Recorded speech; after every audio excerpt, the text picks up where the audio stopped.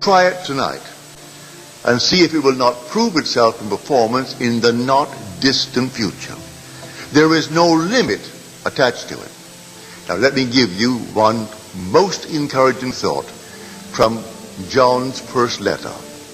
We know that whatever we ask, and no matter what it is, whatever we ask of him, it will be accomplished. But who is the one of whom I ask? We know that no matter what it is in this world that we ask of him, it will be accomplished. You want it? The 5th chapter, the 15th verse of John's first letter. We know it. Do you really know it? Well, how do I ask? Well, I ask of him. Well, he is my imagination. I bring before my mind's eye a scene which would imply that I am the one that I want to be, or that my friend or others are as I would like them to be. I try to confine it within the framework of the golden rule.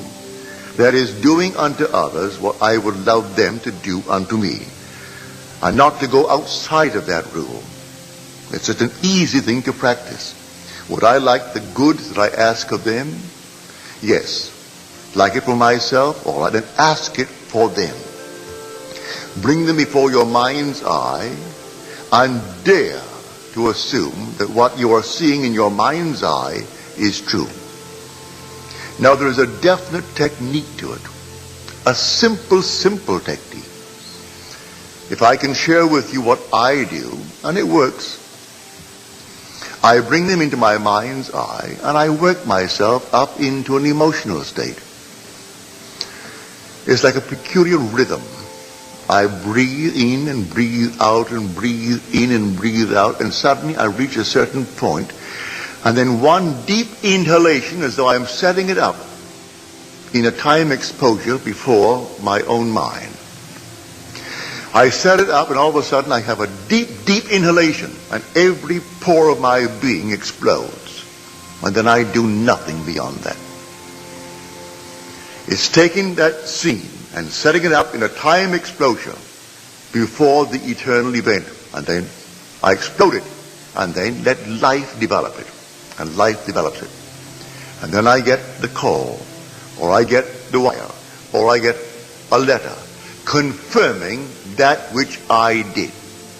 And I do nothing to make it so. I simply believe implicitly in Jesus Christ, but I have found him. I have found him as my own wonderful human imagination. I believe that all things are possible to him. He has ways and means that the mortal mind knows not of. So I do not care if I do not see clearly how it could possibly be. It makes no difference to me. I simply bring it to my mind's eye what I want to see it clearly, explode it, and then let it be. Now it could be tomorrow. It could be a month. It could be even years. I am not concerned. I have done it, and that's all that matters as far as I'm concerned. Everything has its own appointed hour. See the vision? That was my vision. The vision has its own appointed hour. It ripens. It will flower. If it be long, wait. It is sure, and it will not be late. A little chicken, 21 days. A man, 9 months. A horse, 12 months. A little lamb, 5 months. And there's a time interval between that impregnation and the actual embodiment of that state. And I do not know the time intervals. I only know that all I do it. And if that time interval is a day, well, it's a day. If it's going to be a month, let it be a month. I do not know the time intervals between my vision of you being the one that you want to be and you becoming that which I have assumed that you are. I do not know the time interval. But I tell you, it works. Now, before we go into the silence, let me once more try to explain this simple technique. You will have to practice it and use your own rhythm. You don't have to be in church to do it. You can be sitting here tonight. You can be at home listening to nice music. You can be simply relaxing with a drink. It doesn't matter what you're doing and where you are, but want to do it. Get into a lovely, quiet, relaxed frame. No so-called holy attitude. Forget that. You're holy when you're in love. God is love.